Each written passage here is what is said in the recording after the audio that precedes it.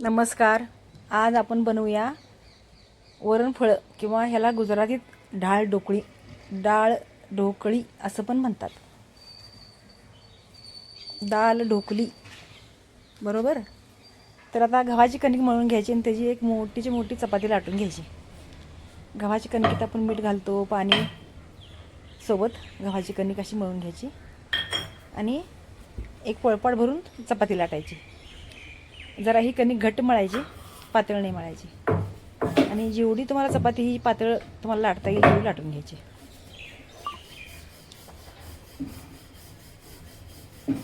मस्तपैकी चपाती लाटून तर आता मी इकडे काय केले, तुरीची डाळ एक अर्धा तासासाठी भिजत घातल्या, स्वच्छ पाण्याने धुवून आणि ती शिजायला टाकल्या.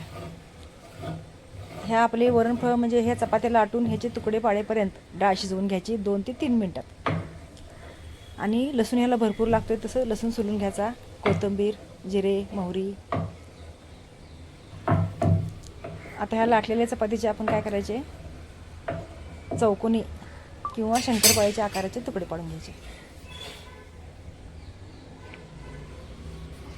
ह्या तुकड्यांच्या वरती की नाही गव्हाचा आटा डस्टिंग चांगला करून घ्यायचा, म्हणजे हे एकमेकाला ढकत नाही.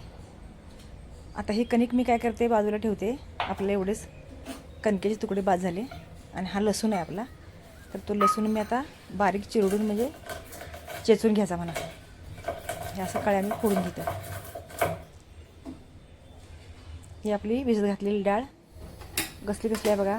तुरीची डाळ, मसूर डाळ आणि थोडीशी मी उडदाची डाळ घातल्या. आणि आपलं हे हळद आहे, रॉ हळद, ती कद्दूकस करून घेतलेली आहे. आता ह्या उकळत्या पाण्यात आपण हे सगळं टाकायचं आणि 1-2-3 उकळ्या काढायच्या बस. हे डाळीला जास्त शिजवायचं नाही. आपल्या ह्या जे आता आपण चपातीचे तुकडे पीस केले आहेत फळं, त्या फळासोबतच हे सगळं शिजून जाते. शेपटी शिजवायची काही गरज नाही.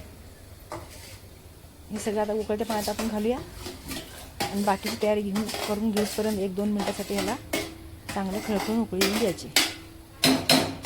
अतिशय स्वादिष्ट ना अशी, अतिशय करण्यासाठी सोपी अशी ही वरणफळं किंवा डाळ ढोकळी नक्की करून बघा.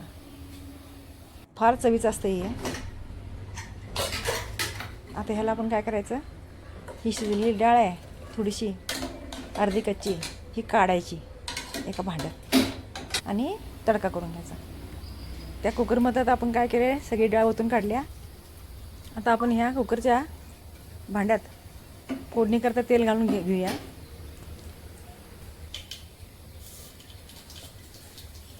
तेल चांगलं कडक झालं की आता आपण राई आणि जिरे टाकून घेऊया, कढीपत्ता, लसूण.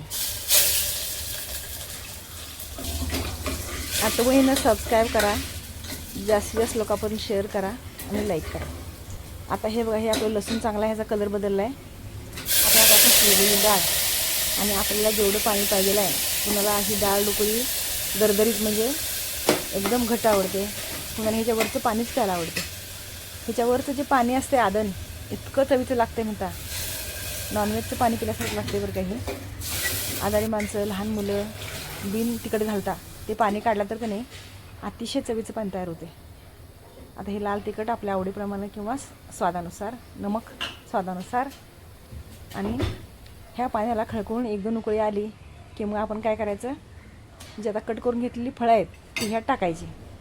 सगळी टाकायची नाहीत, 2-2, 4-4 पीस टाकत राहायचं. परत उकळी येऊ द्यायची, परत टाकायचं, परत उकळी येऊ द्यायची, परत टाकायचं.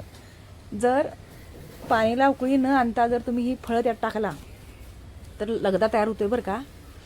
ही एक गोष्ट तुम्ही लक्षातच ठेवायला पाहिजे. खळखळून उकळी यायला पाहिजे आणि हे वरून आपण जी फळं टाकतो ही थोड्या प्रमाणातच टाकली गेली पाहिजेत.